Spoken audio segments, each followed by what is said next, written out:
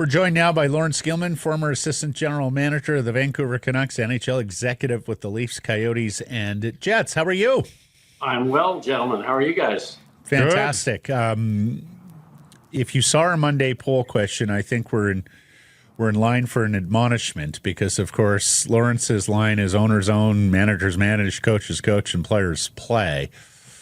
We asked them if they should just let Quinn Hughes pick the coach, Laurence. Now, I know you probably recoil at the sound of that, but let me ask you this. Given it is Operation Keep Quinn Happy here, how involved do you think the Canucks should make their captain in this coaching hire?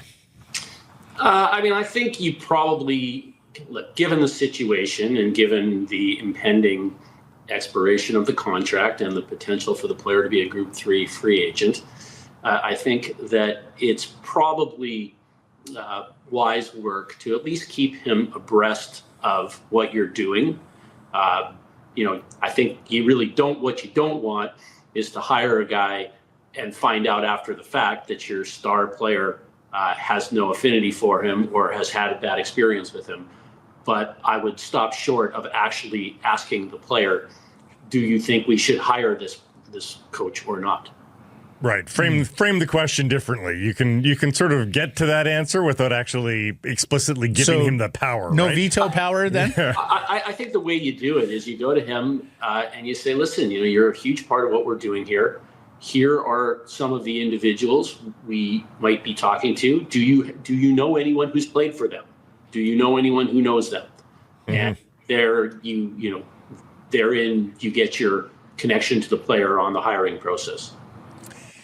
What about giving Jim Hughes a job, bringing him into the organization to further strengthen the bond? What would you say to that? Well, Jim Hughes is an accomplished executive. I mean, he has worked in the National Hockey League before with the Toronto Maple Leafs. And, you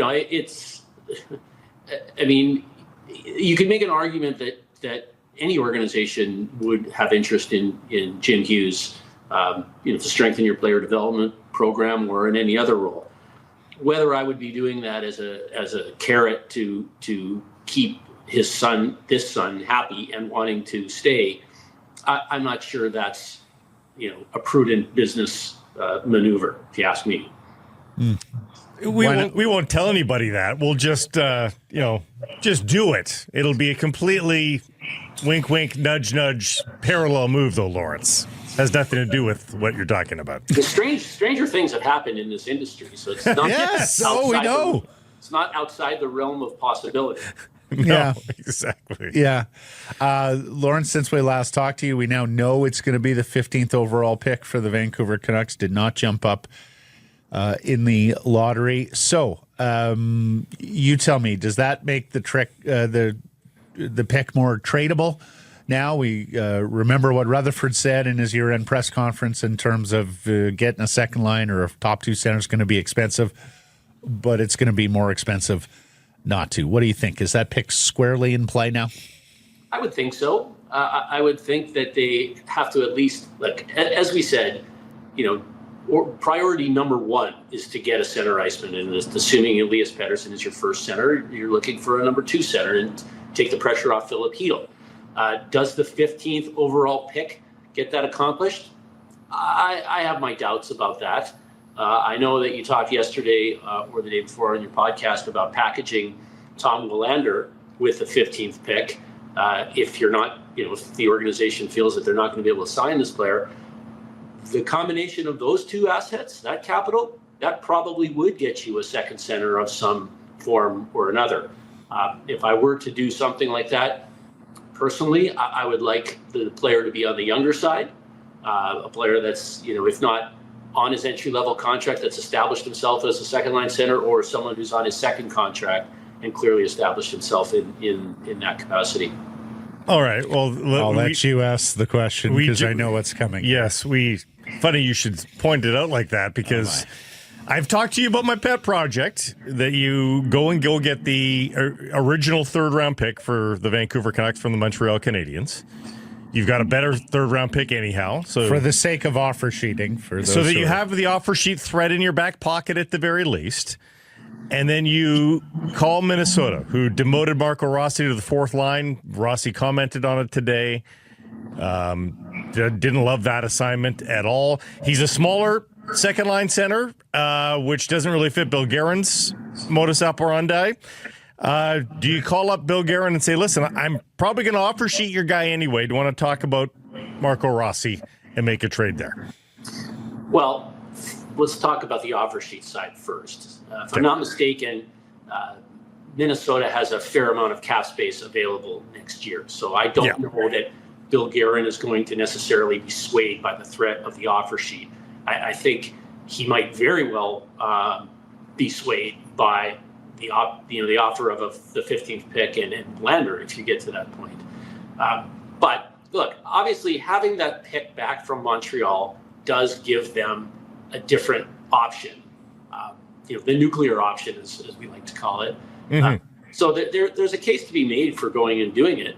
The question is going to be, what's in it for Montreal? Like, what do you have to give them to get your third pick back? And if you get your third pick back, what are you going to do with it? And if you don't, if you're not using it for the threat of an offer sheet, then what value is it? It's just an extra pick that you probably are paying a second round pick to get. Or you got a third round pick that's above the San Jose pick, so it's a free upgrade for the Montreal Canadiens. Let me just say this, Laurence. So the Canucks pick 65th in the third round. It's the San Jose pick, as Blake outlined. The Habs pick 79th overall, which is the Canucks Indigenous pick. Like, would Montreal just do that to be able to jump 14 spots in the round, or would they sort of understand what's going on and try and squeeze them? Oh, they would try and squeeze them for sure. But it's also possible that they get to that point in the draft and there's a player that Montreal covets significantly, and in that case, they could potentially work out some deal to swap picks. The reporting on Rossi is that it's like a 5x5 something is what they've offered here for contract number 2. You're right, Minnesota's not terribly cap crunched. But if you go to the upper limits of that first, second, and third round pick as compensation, the upper end of that window is like $9.15 million per year. It's maybe a small overpay for Marco Rossi, but maybe not actually, given what his production rate is like right now. Do you think Bill Guerin even matches that? Like, that's close to double what he's been offering reportedly so far. Well, I don't know. I mean, I have a tough time believing that it makes prudent business sense for a team to be paying Marco Rossi upwards of $7-8 million at this point in his career. That could end up being disastrous if the guy plateaus or doesn't reach the potential that you expect him to reach. Got to take some risks, and he's a point per game player now. I mean, like that's what those guys make, and if you can get him on a long-term deal. By the middle years of that deal, you're actually making money at that point, aren't you? Potentially. I mean, it could be a home run. It could be a grand slam home run. It could also be like an epic failure. And this league is littered with players that have teams that have signed players to those contracts. Dustin Penner is one we've talked about in the past that have end up being disastrous for the teams that sign them. So you really need to think these things through before you drop the nuclear bomb on another team. Laurence, there are a couple of assistant coaches out there in the National Hockey League that are getting head coaching buzz, one here in Vancouver, one writ large. Mitch Love, assistant with the Washington Capitals from Quesnel, British Columbia, and Mike Vellucci, assistant with the Pittsburgh Penguins, who, of course, has worked with Jim Rutherford at several stops along their careers. What do you know about Love? What do you know about Vellucci? From what I have been told, Mitch Love could be the most coveted assistant coach available for a head coaching position. With the success of Spencer Carberry, they've had a similar trajectory in their careers, and obviously Washington Capitals have done a tremendous job. I've heard nothing but great things about Mitch Love as a player and as a person, and if you're going to take a flyer on a guy who hasn't coached at this level before, he probably would be a pretty good bet. Mike Vellucci, I have a little more familiarity with because when I was GM and governor of the Marlies, we faced Charlotte in the conference final. my first year there, and they beat us in 6 games. He's a very good coach. He's got a well-rounded resume. He's a mature gentleman, and obviously, Jim Rutherford has showed a significant propensity to hire people that he has previous experience with and knows well. So it's definitely not outside the realm of possibility that he could step into the big chair for the first time and know that he's got the support of the general manager and the president of hockey operations behind him. Yeah, I was going to ask Laurence, after the year that Rutherford has just been through, and knowing this is probably going to be the last head coach he hires in the National Hockey League, I mean, who knows? He's 75, 76 years old. How do you think that informs, how do you think that influences the decision on this head coach? Well, Jim Rutherford is a very confident guy, and I don't think he hits, his head hits the pillow very easily each night. I think he's not really stressing out this hire. I do believe he knows he needs to get it right. As I said before, and I know others have stated, I think it's important for them to get a head coach who does have experience, who has credibility, who can take control of the team and the dressing room. And, Jim's hired a lot of coaches in the course of his career. So I think he knows he needs to get it right. And, he also knows that it's a competitive coaching market right now, right? You got 7 vacancies. And as we talked about, I believe last week, if you're ranking all those vacancies and you're a potential coaching candidate, the reality is the Canucks are based on the year they have had, they're closer to the bottom of that list than the top in terms of the desirability. Yeah, there's word that Tocchet may have already interviewed with Seattle. What do you think of the fit there? Well, Rick Tocchet could coach any team in the league. Obviously, he and Jason Botterill worked together in Pittsburgh, so there's familiarity there. Seattle isn't closer to the east than Vancouver, but I think, listen, as we say, there's 32 of these jobs available, and there is no harm in having the discussion with Seattle or Anaheim or any other team, irrespective of where their geography is, to see what the fit is and whether it would be a good place for you to go and work. What do you make of a couple teams holding on to their coach? Do you think it's a comment on what these managers see out there in terms of the coaching class? Cooper staying put, that's understandable given his future, or his past. But Brunette being kept in Nashville, a little more patience for managers here than you expected this summer. Well, I don't know if I would consider 7 coaching openings as patience on behalf of managers. Not this year. I mean, just this summer since it started here. Well, as I've said before in the context of trades, you never know about the player you're acquiring, so you better be damn sure of the guy you're giving up. The same can be said for coaches. Andrew Brunette's a good coach. He didn't become, less smart this past year. I think, in the case of the Nashville Predators, not having strength down the middle is really what undermined their hockey club. The devil you know is always better than the devil you don't. And, when you make a coaching change, you start over and, hope obviously springs eternal each time, but you never know what the response is going to be from the players in the dressing room and the group and the entire organization. Lastly, from me, Laurence, we've talked about this before, and your expertise in running HL farm clubs, I think,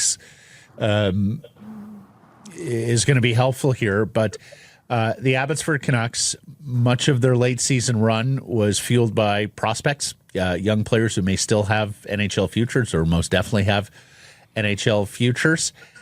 And they got in the playoffs, and the prospects were still doing okay. That has taken a bit of a step back here. Now it seems to be more of the veteran guys who are driving Abbotsford's success. Take us inside, what are the conversations that take place between the NHL club and the AHL club in terms of a Calder Cup playoff run and wanting to see prospects be a part of that? Well, there's always a push from the general manager to whether it's the assistant GM or whoever is the GM of the farm team, to get experience for their young players. And lots of times that experience comes at the expense of veteran players. However, my experience has taught me that diminishes considerably as you move through the Calder Cup playoffs. And, there's obviously there's revenue to be generated by additional playoff games, and there's a learning curve that young players need to go through, and lots of times there's value to be had by just being there and witnessing what it takes to be successful in the playoffs, and watching veteran players that have been there before, and watching how they're calm and they're focused and they're competitive. And just because the ice time may be diminished or a player may be healthy scratch for a game, they're getting valuable experience by being on a team that is going through a playoff run in the American Hockey League. I know at the major league level now, they pretty much dictate lineups all the way down through the minor leagues in baseball. It's not quite that ham-handed from the top in the NHL. Is that fair? I wouldn't say as an institution that it is that way. Most of the time, it's more of an anomaly. But I have heard and I've witnessed instances where GMs and in some cases owners have dictated to either the general manager, the coach, that I want this particular player playing. This guy stays in the lineup, or this goaltender goes in. So it does occur, but it doesn't occur with the frequency that it does, I believe, in minor league baseball. All right. Great stuff, sir. Made us smarter again this week. Thanks for this, Laurence. Until next Wednesday. I don't know about that, but you did. It's been fun. Thank you. Every week, every Wednesday, Thanks, we man. get smarter.